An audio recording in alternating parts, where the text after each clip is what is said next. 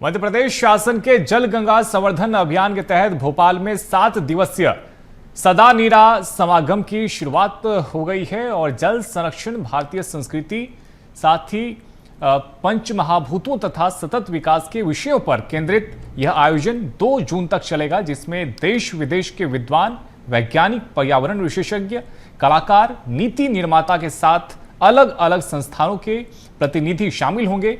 सदा नीरा समागम में भारतीय दर्शन के पंच महाभूत जल, पृथ्वी, वायु, आकाश और अग्नि पर आधारित कई सत्र आयोजित किए जाएंगे। इन सत्रों में जल संरक्षण, साथ ही भूगर्भीय जल स्रोत, पर्यावरण, नवीकरणीय ऊर्जा, संस्कृति और पारंपरिक ज्ञान पर विशेषज्ञ विमर्श करेंगे। 7 दिवसीय सदा नीरा समागम का आयोजन वीर भारत न्यास द्वारा किया जा रहा है।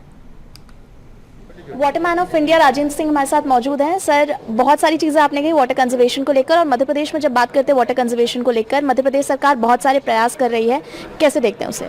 देखिए, मध्य प्रदेश जल संरक्षण के लिए हिंदुस्तान में एक अच्छा मॉडल बन सकता है, क्योंकि यहाँ जो वर्षा का चक्र है, फिर जंगल है, थोड़ी नदी है और ज़मीन भी थोड़ी मिट्टी वाली है, हमारी तरह राजस्थान की तरह रेतीली नहीं है।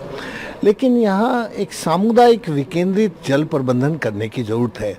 हमारी सरकारें जब कोई कार्यक्रम चलाती है तो समुदाय को लगता है ये तो सरकारी कार्यक्रम है, लेकिन हमारी सरकारों के सामने ये चुनौती होनी चाहिए कि वो इस काम को लोगों का काम बनाए।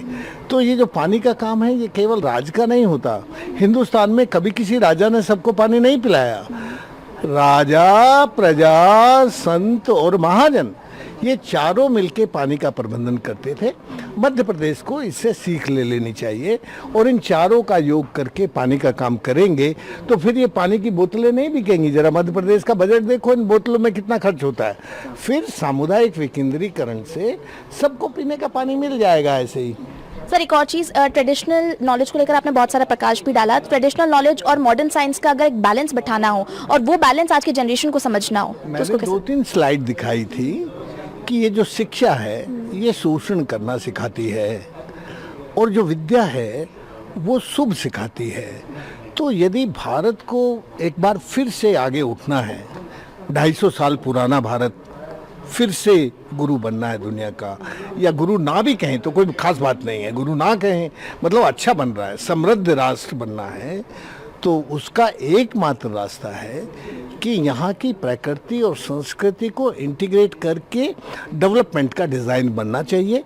भारत जो है 87 भू सांस्कृतिक क्षेत्रों का देश है।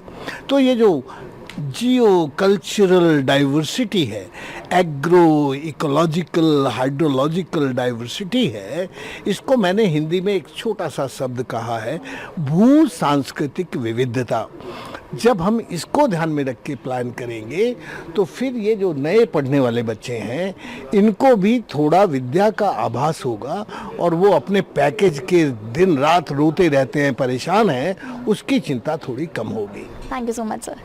तो ये थे Waterman of India Rajendra Singh, जिन्होंने कई महत्वपूर्ण चीज़ों को लेकर प्रकाश डाला है और इसी के साथ उनका साफ तौर पर ये मैसेज देने का प्रयास था स्टूडेंट्स को, यंग जनरेशन को, कि वाटर कंजर्वेशन सिर्फ एक सरकार के लिए उठाने वाले स्टेप्स नहीं है, बल्कि इसमें आम जनता का भी सहयोग होना बहुत ज़रूरी है।